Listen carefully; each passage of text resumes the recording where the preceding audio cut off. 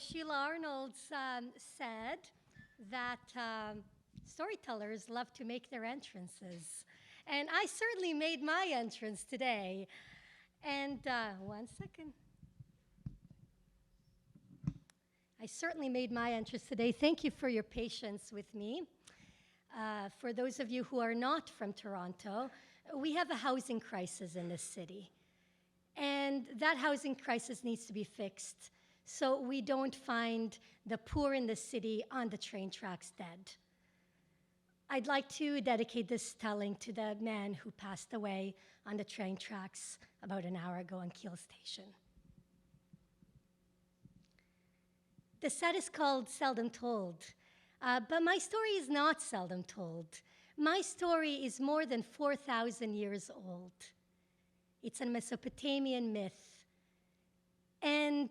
But the way that the women in this story are portrayed with such strength is seldom seen today. Because the story is 4,000 years old, I am not alone on the stage.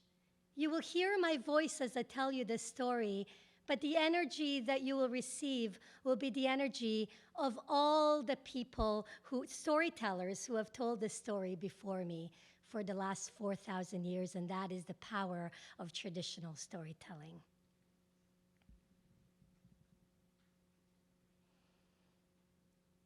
Tukurnugi, the land of no return.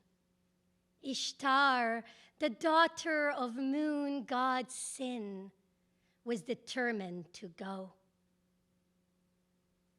The daughter of Sin was determined to go to the dark house, to the underworld, where roads are one way only, and all who travel there do not return. They are deprived of light. Dust is their food. Clay is their bread. They live in darkness.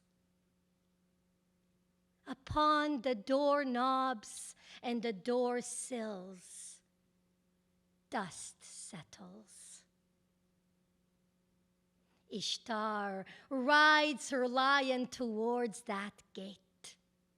She carries with her weapons upon her back, an 8-point star in her hand.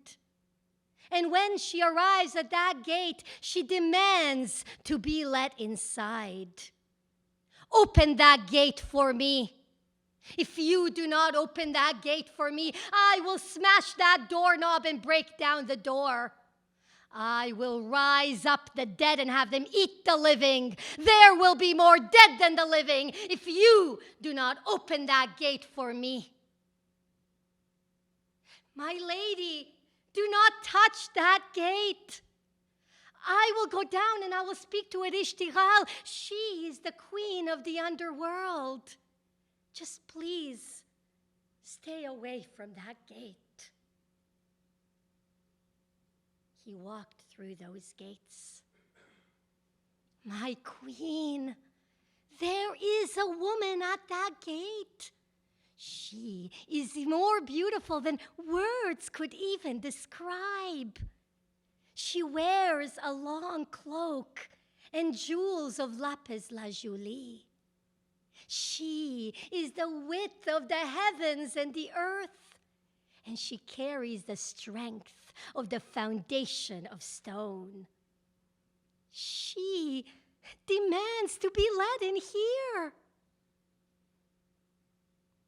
When Ishtar heard that description, she knew that it was her sister, Ishtar, that stood at that gate.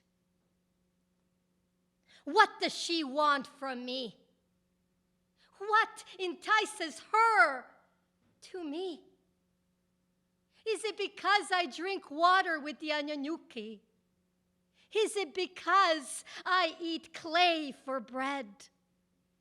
Is it because I drink dirty water for beer? Is it because I weep for young men separated from their sweethearts, for young women torn from their lovers' laps? Is it because I weep for babies taken much too soon? What entices her to me? My queen, she has come to help you grieve, to be there for your husband's funeral. She is the reason for my husband's death. The way she unleashed her temper after the King Gilgamesh turned her down. The way she sent the great bull of heaven after him. She is the reason for the great bull of heaven's death. Go on, let her in. But she must face the same ancient burial as everybody else. Ishtar placed her lion, her weapons, and her 8-point star by the gate, and she entered through the first gate. And when she did, her crown was taken from her head. Why do you take my crown from me? Keep going, Ishtar. Such are the rights of the mistress of the earth. She passed through the second gate, and the golden hoops were removed from her ears. Why do you take my golden hoops? Keep going, Ishtar. Such are the rights of the mistress of the earth. She walked through the third gate, and her chain of lapis lazuli was taken from her neck. Why do you take my chain of lapis lazuli from me? Keep going, Ishtar. Such are the rights of the mistress of the earth. She walked through the fourth gate, and her golden bangles were removed from her wrists and her ankles. Why do you take my golden bangles from me? Keep going, Ishtar. Such are the rights of the mistress of the earth.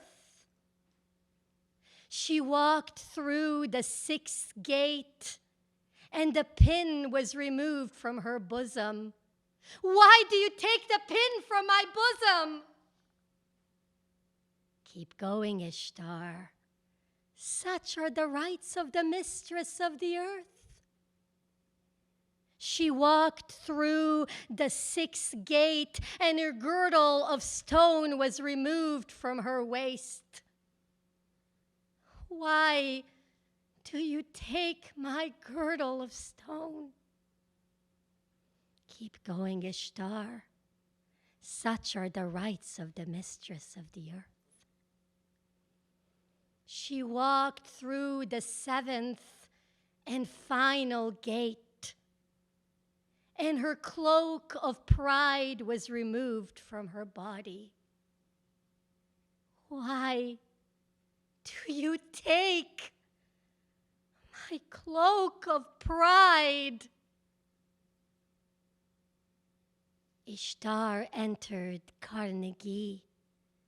Naked and humbled, she bowed at her sister's feet.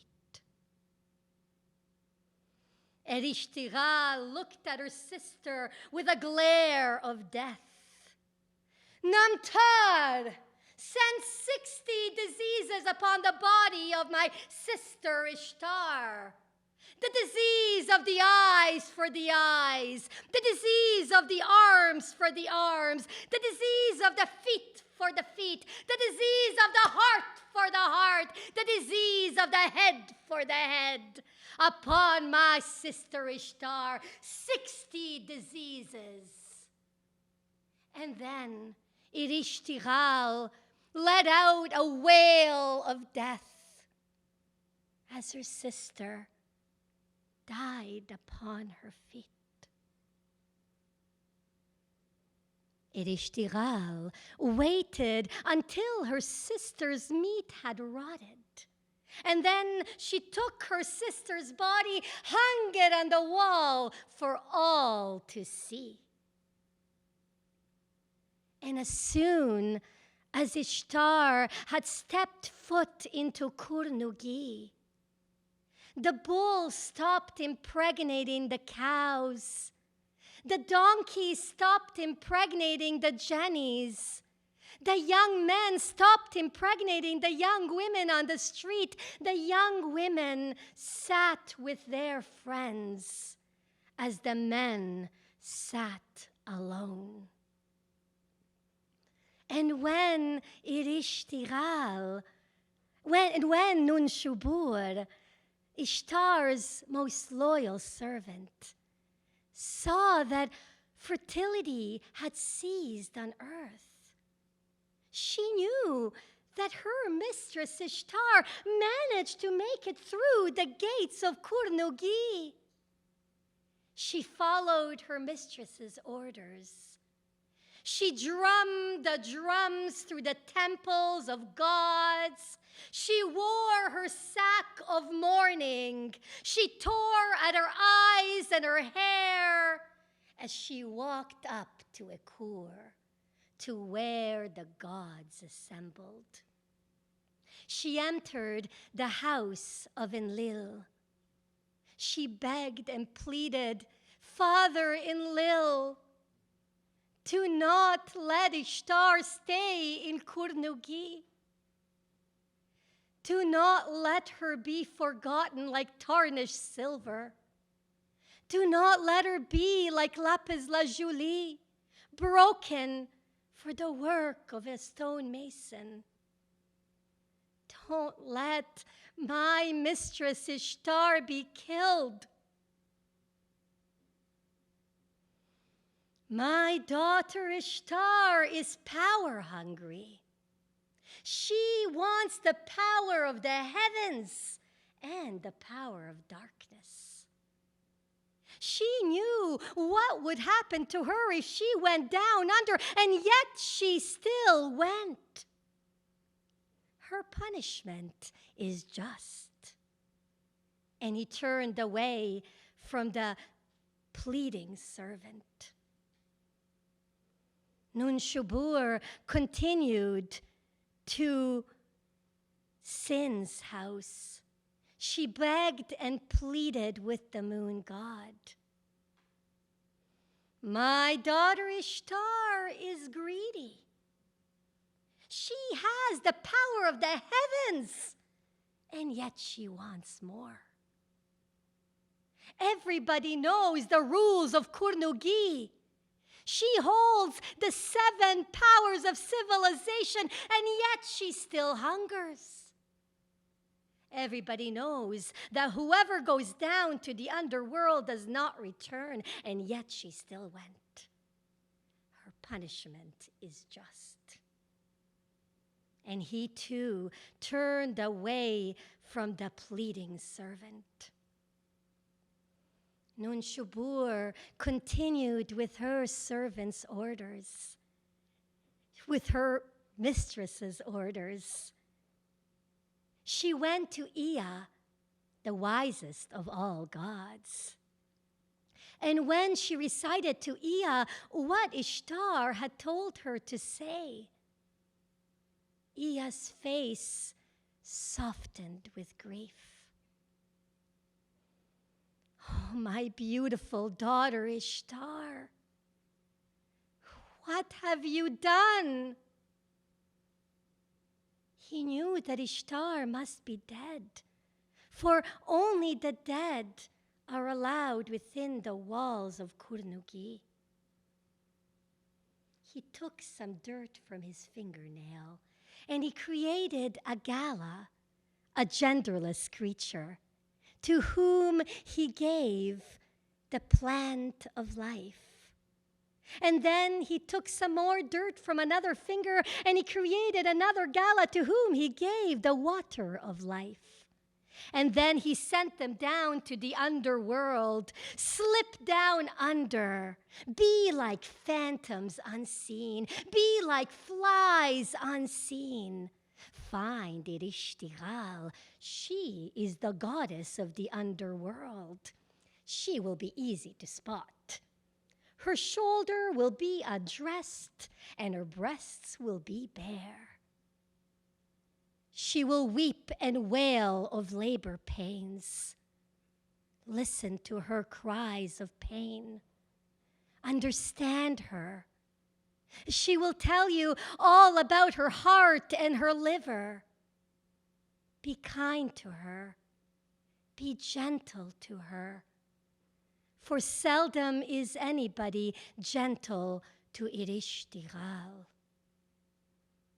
She will offer you a gift for your kindness. Make her promise that she will give it to you. She will offer you all the waters of the river and all the crops of the lands.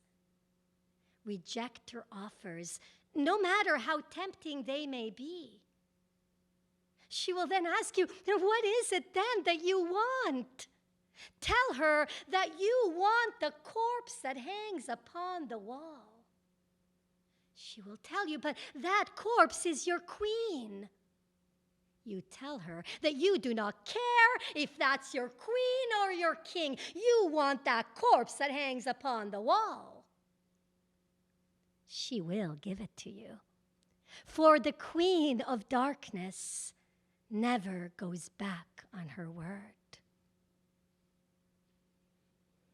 The Galas did as they were told. They slipped into Carnegie, and when Erishtigal handed them Ishtar's corpse, they sprinkled the plant of life upon her body. And then they splashed the water of life upon her, and Ishtar came back to life. You may have managed to bring my sister Ishtar back to life.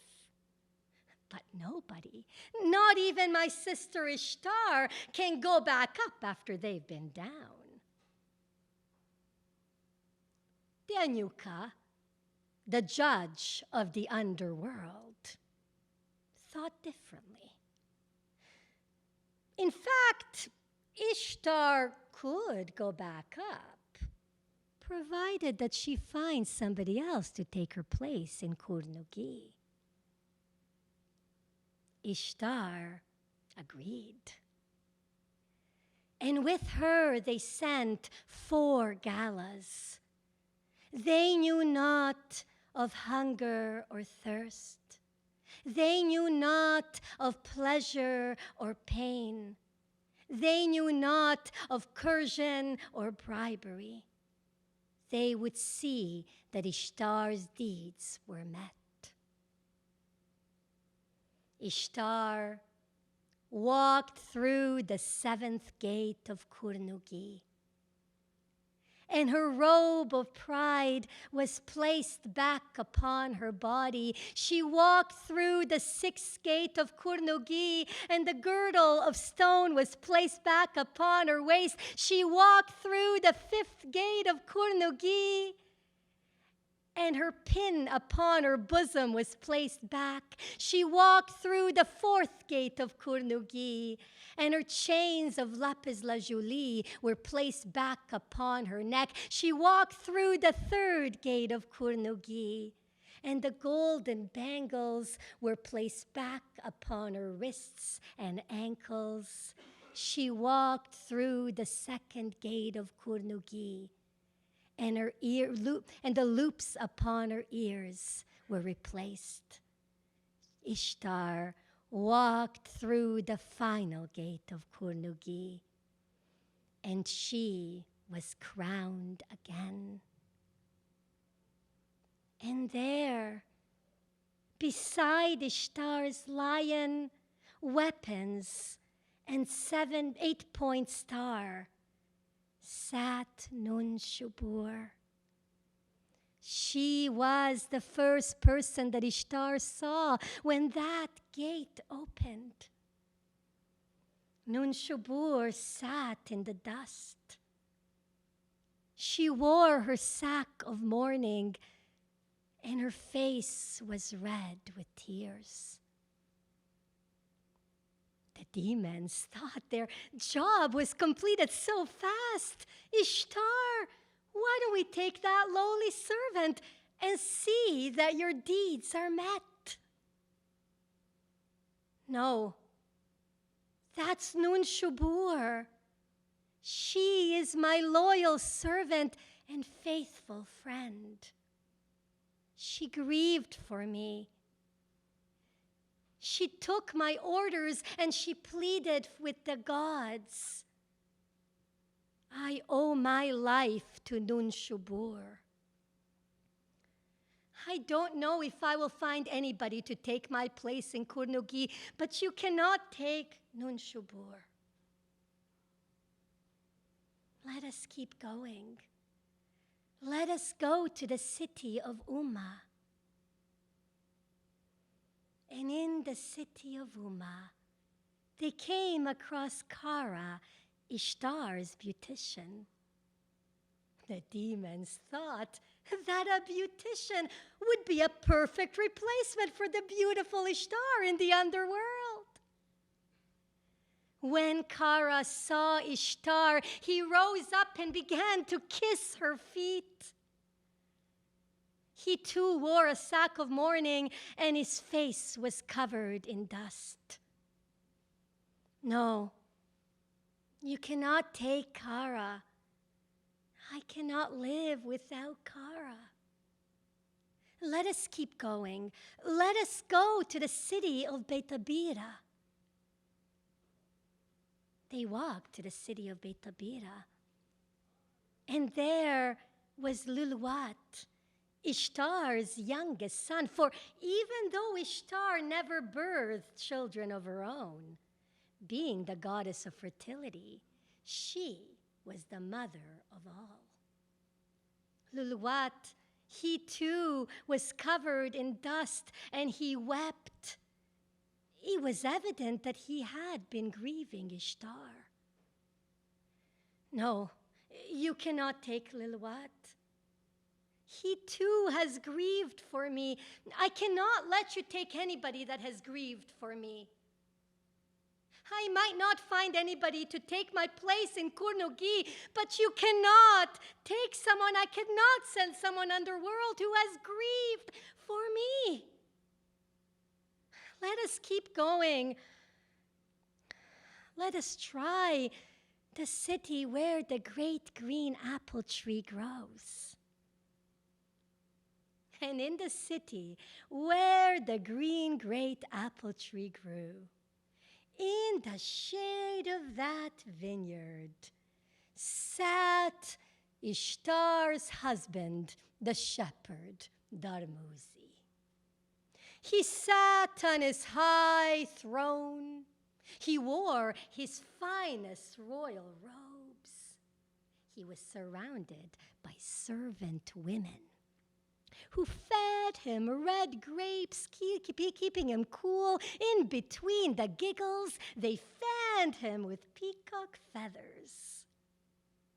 He was definitely not grieving his wife.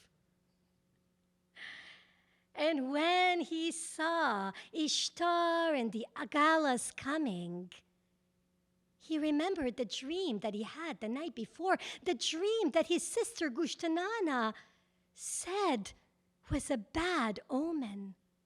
And when he looked into Ishtar's eyes, he could see death.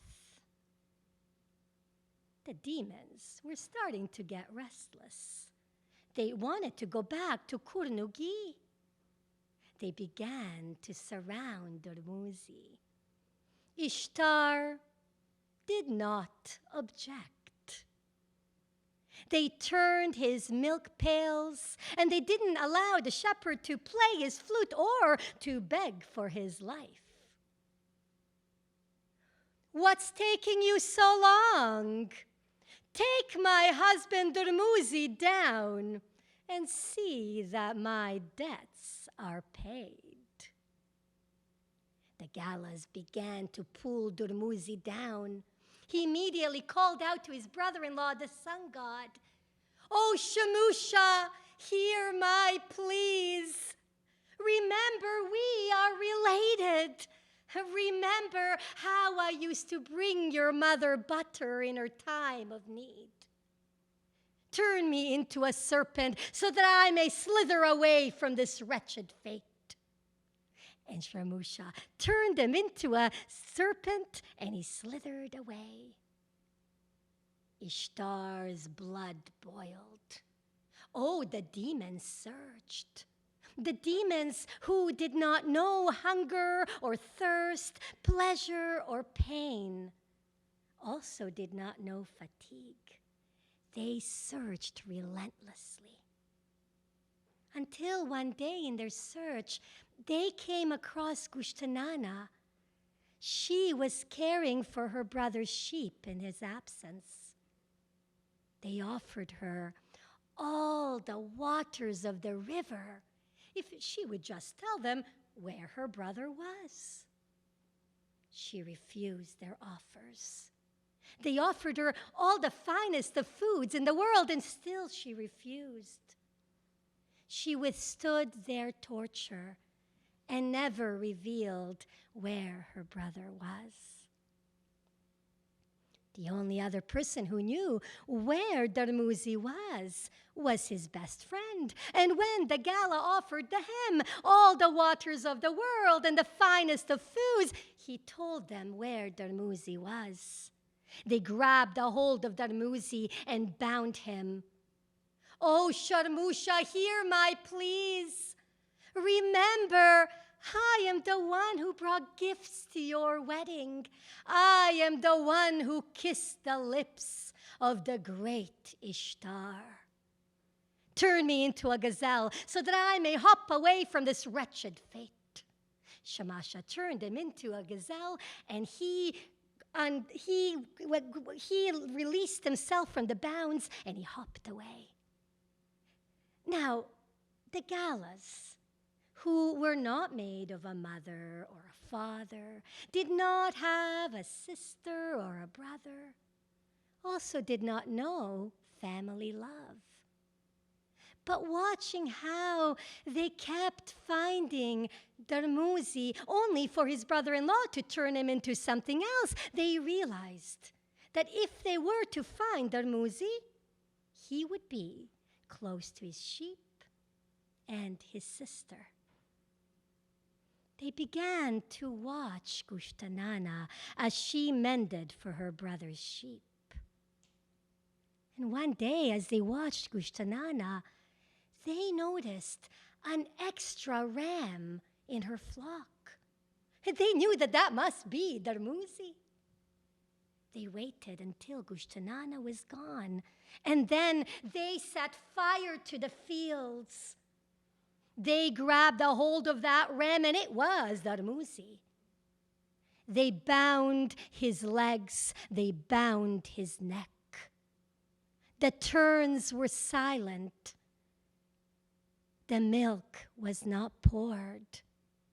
The cup was shattered. Durmuzi was no more. Ishtar could now stay in the upper world. She had completed her deeds. But as soon as Durmuzi stepped foot into Kurnugi and passed those 7 gates, the rain stopped falling. The flowers stopped blooming. The crops stopped growing, and the sheep stopped giving.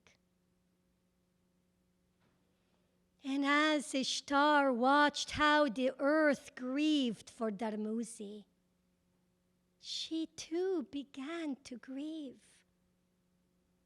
Just then, Gushtanana landed at her feet, begging her to please let her go down under, let her go down instead of her only brother. Ishtar looked at Gushtanana. And then she looked at all the empty fields and the dead crops. If that is what you wish for, you may go under. But only for 6 months of the year. For the other 6 months, Dormuzi must complete his sentence in Kurnugi. Ishtar began to sing a song of sorrow. Gushtanana joined her. They sang that song of sorrow all the way to the gates of Kurnugi. And then Ishtar spoke to the gatekeeper as Gushtanana took off her robes and took off her sandals and waited for the gates to open. And when they did, she did not hesitate to go through all 7 gates, where she spent her last hour with her beloved brother, before one of them went up and the other one stayed down. But once a year, upon their journey, the brother and the sister meet at the 3rd gate of Kurnugi. They pause, they hold each other, and they embrace. And that is how it was. And that is how it still is. Ishtar roams the heavens and the earth all year long. Well, Dormuzi joins her in the upper world for 6 months of the year. And for those 6 months, the rain falls, the flowers bloom, the crops grow, and the sheep give. But for the other 6 months of the year, when Dormuzi spends his time in Kurnugi and Gushtanana rises up, the earth is silent. The earth is still, as the earth waits patiently for its shepherd's return. And that, my friends, is how Ishtar, the goddess of love and war, brought spring and winter into Mesopotamia.